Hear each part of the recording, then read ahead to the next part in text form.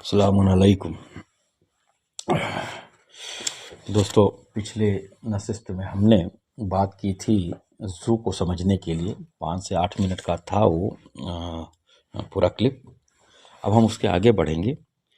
तो हमने ज़ाहिर और बातिन दो दुनिया जानी। तो बातिन की दुनिया जो है वो गैब की दुनिया है। इसको हम या गैब की दुनिया कह लें या इस पूरे कायनात का जो शुरू से लेकर के अंत तक पूरे कायनात जो मौजूद होगी उसका एक ब्लूप्रिंट समझ लें।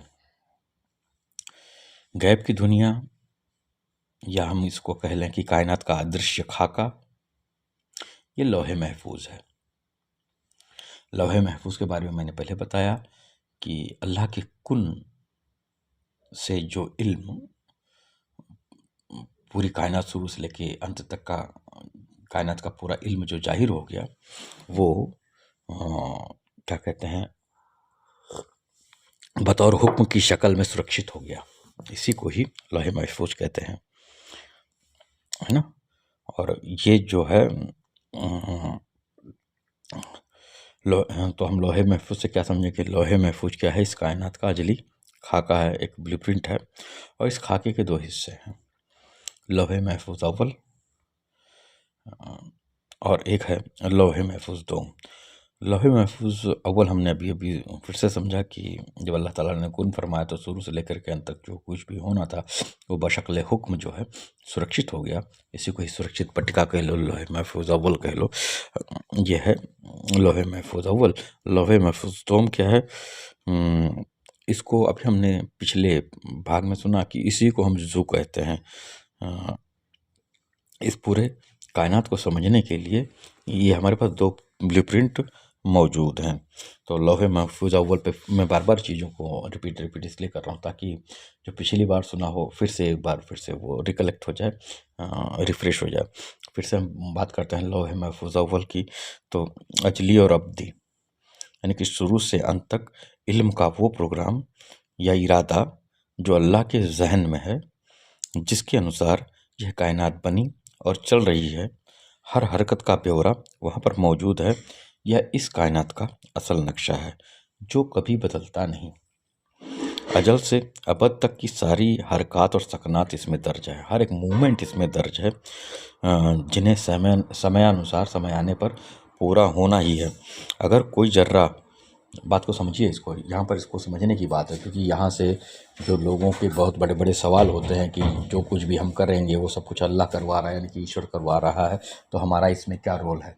नहीं, इस चीज़ को यहाँ पर समझा जा सकता है कि अगर कोई जर्रा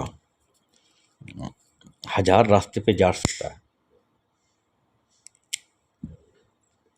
या सुभान मियाँ आप ही ले लो या शहबाज भाई तुम ले लो अपने आप को, कि किसी एक पर्टिकुलर पॉइंट पे खड़े होकर के वहाँ से तुम 1000 ढंग के फैसले अगर ले सकते हो, 1000 रास्ते वहाँ से निकलते हो एक नुक्ते पे खड़े होकर के, तो उन हज़ारों रास्तों की संभावना और उसका असर वो ऑलरेडी लौहे महफूज अव्वल में दर्ज है कि अगर तुम पहला रास्ता लोगे तो क्या होगा, दूसरा लोगे तो क्या होगा, तीसरा लोगे तो क्या होगा, 500वां लोगे तो क्या होगा, 999वां लोगे तो क्या होगा, 1000वां लोगे तो क्या होगा। तो इनकी तमाम सारी की संभावनाएं जो हैं उससे क्या क्या एक्शन और रिएक्शन रहेगा, पूरी संभावना जो है उस पर ऑलरेडी दर्ज है। तो एक शख्स जो है एक नुक्ते पे खड़े होकर के जितनी भी संभावनाएं, जितने भी रास्ते अख्तियार कर सकता था, उन तमाम ऑप्शंस का ज़िक्र जो है उसके अंदर ऑलरेडी मौजूद है। तो यह एक मुकम्मल इंसाइक्लोपीडिया है जिसमें हर संभावना यानी कि हर रास्ता मौजूद है, और उस एक्शन का होने वाला रिएक्शन भी उसमें ऑलरेडी मेंशन्ड है, वो पहले से ही मौजूद है। यह अल्लाह का इरादा है, यह उसका इल्म है, जिसको हम लौहे महफूज अव्वल की शक्ल में जानते हैं। अब लौहे महफूज दोम क्या है, इसको समझना है। इसको भी हमने जाना कि इसको ज़ू या आलम ज़ू भी कहते हैं, पर ये वास्तव में है क्या, है ना। तो इसको समझो, जब लौहे अव्वल पर मौजूद नक्श अथवा प्रोग्राम का अक्स इंसानी जहन पर पड़ता है, ठीक है, अब तक तो लौहे महफूज का अंदर जो भी मटेरियल मेंशन्ड है वो वैसे ही है, जैसे कि एक आदमी, या मैं शहबाज मियाँ तुम्हारा नाम ले लूँ, तुम कोई एक्शन होने के बाद माफ़ कर सकते हो, गाली दे सकते हो, मार सकते हो। ये 3 ऑप्शन तुम्हारे सामने खुला हुआ है। तो ये तीनों ऑप्शन लौहे महफूज अव्वल में ऑलरेडी मेंशन्ड है कि सुभान मियाँ शहबाज को झापड़ मारेंगे तो 3 टाइप के एक्शन ले सकते हैं। तो तीनों टाइप के एक्शन लौहे महफूज अव्वल में दर्ज हैं। जब तुम मारोगे उनको तो क्या प्रतिफल होएगा, उसका रिजल्ट आएगा। तुम जब उनको माफ़ करोगे तो क्या प्रतिफल आएगा, तुम उनसे ओरली झगड़ा करोगे तो क्या प्रतिफल आएगा। तो जितने भी ऑप्शंस खुलते हैं उन सब ऑप्शन का वर्णन जो है वो लौहे महफूज अव्वल में मौजूद है, और उनसे होने वाले रिजल्ट भी उसके अंदर मौजूद हैं कि वो तुम्हें किस स्तर तक कहाँ तक लेके जाएंगे। इसीलिए इसको इल्म इलाही कहा गया कि ये अल्लाह का के ज़हन में उसका इल्म है, और ये शुरू से लेकर के अंत तक का इल्म है। तो ये लौहे महफूज जो है इंसान के तहत शऊर में एज़ इट इज़ जैसा वो है, बगैर किसी बदलाव के, बगैर किसी हिसाब के, वो इंसान के ज़हन पे उतरता है। यानी कि उसके पास वो तीनों ऑप्शन मौजूद है। वो जैसे लौह महफूज में 3 ऑप्शन मौजूद थे, तो जब वो तुम्हारे ज़हन पे उतरेगा तो उसमें भी ये 3 ऑप्शन ऑलरेडी मौजूद रहेंगे, जैसे कि वो अल्लाह के इल्म में था, उसमें कोई बदलाव नहीं। अब हजारों संभावनाओं और उसके प्रतिफल के साथ, जिसमें कोई हरकत छिपी नहीं है, ये आपके ज़हन पे लौहे महफूज का नक्श जो है वो अक्स हो गया, छप गया। यहाँ पर एक विशेष नुक्ता कार्य करता है कि अल्लाह ने इंसान को उसका अपना इरादा और अख्तियार दिया है। ये यहाँ पर ये जो चीज़ आई, यही इसी को कहते हैं जब कानून लौहे महफूज, कि लौहे महफूज अव्वल जो है आपके जहन पे अक्स हो गया। अब इसके बाद कानून लौहे महफूज का नुक्ता काम करता है, और इस नुक्ते के काम करने का जो बेस है, जो आधार है, वो ये है कि अल्लाह ने आपको इरादा भी दिया है और अख्तियार भी दिया है। तुम्हें हर एक इंसान के पास अपनी एक फ्री विल मौजूद है।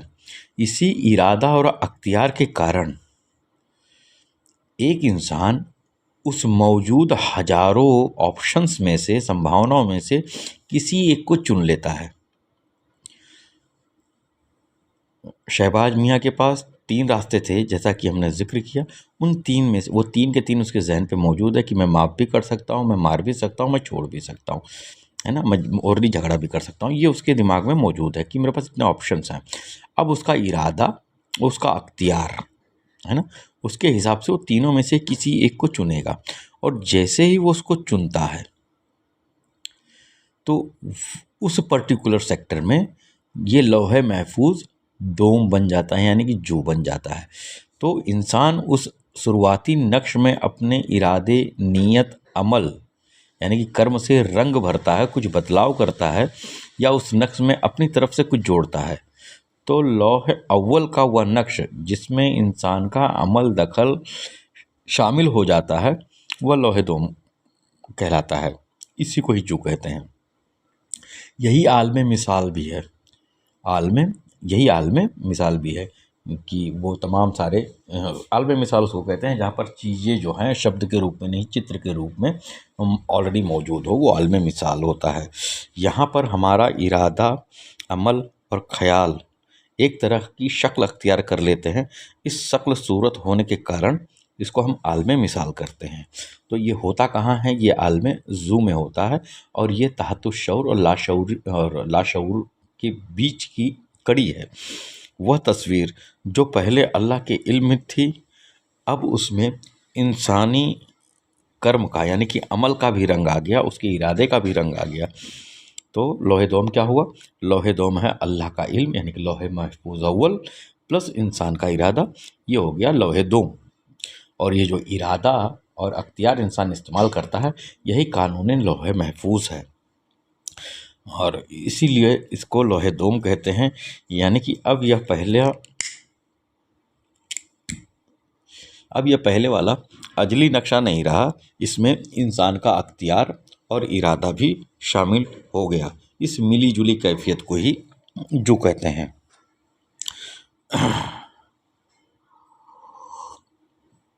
तो लौहे महफूज अव्वल को क्या कहते हैं, पहले इसको समझ लो क्या क्या नाम है। लौहे महफूज अव्वल को आलमे, या पहला, इसको पहला आलमे तिमसाल कहते हैं, या आलमे मिसाल कहते हैं, या पहला तस्वीर का स्टोरेज कह लें, जहाँ दुनिया है ना, जो अल्लाह के इल्म में मौजूद है। और लौहे महफूज दोम को दूसरा आलमे तिमसाल या तस्वीरों की दूसरी दुनिया कहा जाता है, जो अल्लाह के इल्म और इंसानी इरादों का मिला जुला रूप है ना। इसको तिमसाल या तस्वीर इसलिए कहा जाता है क्योंकि शब्द को कोई याद नहीं रख पाता। ये शब्द जो है एक शक्ल सूरत का रूप अख्तियार करते हैं, और एक तस्वीर के रूप में ये जो याददाश्त जो है हमारे अंदर बनी रहती है। अगर आप इसको गौर करोगे, तो अगर आप किताब का शब्द याद करोगे, तो आपका जो अवचेतन है, आपका जो लाशऊर है, आपका जो ज़हन है, वहाँ पर एक किताब की शक्ल आ जाएगी उस तस्वीर के रूप में।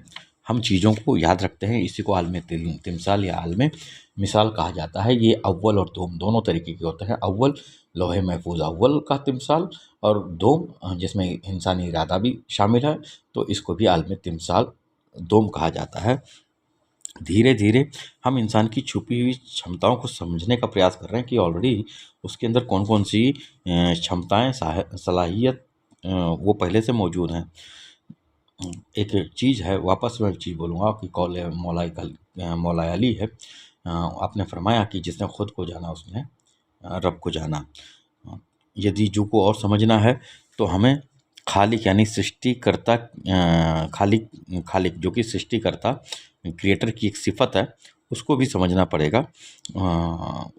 इस खालिक के पीछे के अंदर क्या क्या तारीफ़ें छिपी हुई हैं, इस पर हमको गौर फिक्र करना पड़ेगा। क्योंकि जब हम खालिक कहते हैं, है ना, तो इस खालिक के साथ में ही अल्लाह की 5 खिलकत वाली 5 ख़ास तौर पे उसकी जो सिफ़ात है वो हम पर अयां होती हैं। तो ये सिफ़त जो बयां हुई है वो सूरह इखलास में हुई है, उसकी जो सिफ़त है खालिक वाली। तो ये तारीफ़ में जिन जिन सिफ़तों का इस्तेमाल किया गया है सूरह इखलास में, वो भी सिफ़त इलाही है। यहाँ यह कहने का मकसद यह है कि खालिक जिसका ज़िक्र जो है कुरान में आया है, उसमें पहले से छिपे हुए कुछ सिफ़ात हैं जो कि खालिक की विशेषताएं हैं। चूँकि हम बात कर रहे हैं खालिक की, तो यहाँ हमें खल्क पर भी गौर करना पड़ेगा कि खल्क में फिर क्या विशेषता है। अगर खालिक के अंदर विशेषता है कुछ, तो इन रिज़ल्ट ऑफ दैट खल्क के अंदर भी कुछ विशेषताएं आएंगी, तो उस पर भी हम गौर करेंगे। अब अल्लाह और मखलूक को नए निगाह से समझने की कोशिश करते हैं, क्योंकि खालिक कुछ अपने विशेषताओं के साथ में है जो कि उसके लिए ही स्पेशल है।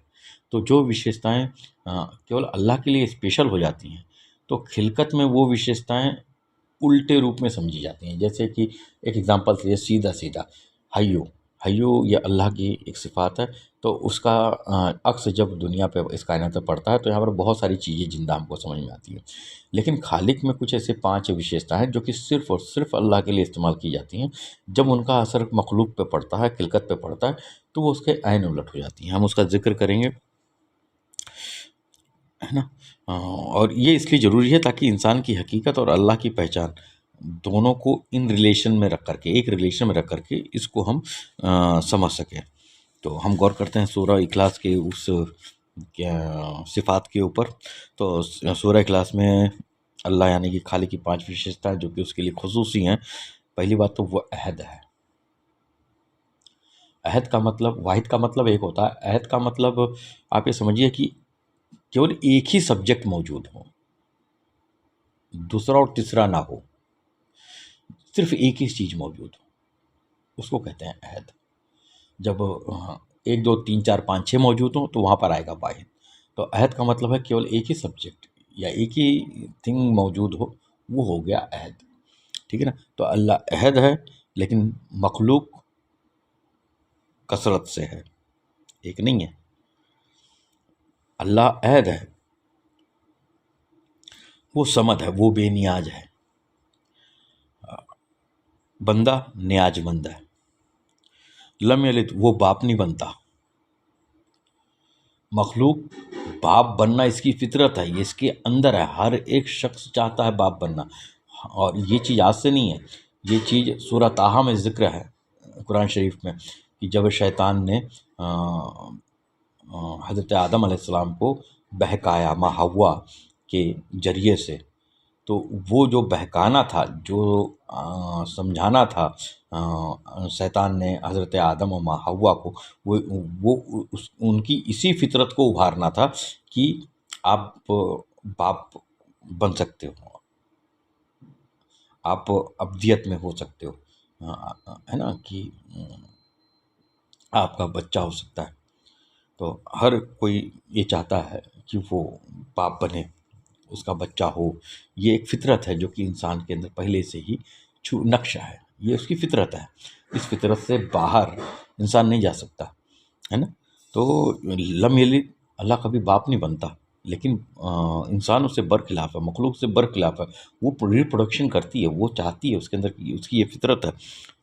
वलम यूलद, वो पैदा नहीं होता, और इंसान पैदा होता है कंटिन्यूअसली, क्योंकि उधर बाप बनने की ख्वाहिश है, तो ये पैदा होता है, लगातार पैदा बेटा बनता है। वलम यकुन लहू कुफुवन अहद, उसका कोई जोड़ नहीं, अल्लाह का कोई हमसर नहीं, कोई ख़ानदान नहीं, कोई सगा संबंधी नहीं, लेकिन इसके बरखिलाफ़ बंदा जो है उसका जोड़ भी है, उसके साथ में सफ़र करने वाला भी है, उसका कुल भी है, उसका ख़ानदान भी है, उसका कुटुंब भी है, वो इनके बीच में रहने वाली चीज़ है। कौन? इंसान। तो ये 5 जो सिफ़तें अल्लाह की हैं, तो खालिक खल्क़ की जो सिफ़त आई उसके ऐन उलट आती है, ठीक है। अब गौर करें, जब यह खालिक की ख़ासियत है तो मखलूक की ख़ासियत क्या होगी? वो 5 ख़ासियतें मैंने अल्लाह की बता दी, और इसके ऐन उलट 5 ख़ासियतें जो है मैंने खल्क़ की भी बताई, कि खल्क़ जो है कसरत में है, मोहताज है, वो बाप बनता है, वो बेटा भी होता है, और उसको परिवार भी चाहिए। तो अब इंसान जो है इस सूरह इखलास को सामने रख करके अपनी हद को पहचान सकता है, ईश्वर के कंपैरिजन में, ईश्वर की मारिफत में, अल्लाह की मारिफत में अपने आप को पहचान सकता है। और अपनी औकात को पहचानना, ये अल्लाह की पहचान की तरफ पहला कदम है ना। अपनी औकात को पहचानना, देखो, यदि मेरे को कहीं जाना है, समझ लो सुभान मियाँ मेरे को दादर जाना है, मैं वडाला में हूँ, ठीक, तो मेरे को सबसे पहले ये मालूम पड़ना चाहिए कि मैं किधर हूँ। तो मैं जहाँ पर हूँ उसके आगे का सफ़र तो मैं किसी भी तरीके से कर सकता हूँ। तो सबसे पहले तो मेरे को ये जानना होगा कि मैं किधर हूँ। तो इसीलिए ये सूत्र निकलता है कि जिसने खुद को जाना, तो यहाँ पर भी तुम कहाँ हो, यहाँ पर भी अगर मैं अपनी हद को पहचान रहा हूँ इन सिफ़ातों के ज़रिए से, तो ये भी जो है वो अल्लाह की तरफ मुँह करने का, उसको पहचानने का ये पहला कदम है। जब इन 5 सिफ़ात वाले अल्लाह ने कुन फरमाया, तब यही सिफ़ात बिखर कर कायनात की शक्ल व सूरत बन गई। अगर अल्लाह वाहिद है, एक है, तो सिफ़त बिखर कैसे गई, है ना। तो ये जो बिखरने की बात मैं कर रहा हूँ, ये अल्लाह नहीं बिखरा है, ये उसकी सिफ़तें बिखरी हैं, और वो ज़ाहिर होने के लिए बिखरी हैं।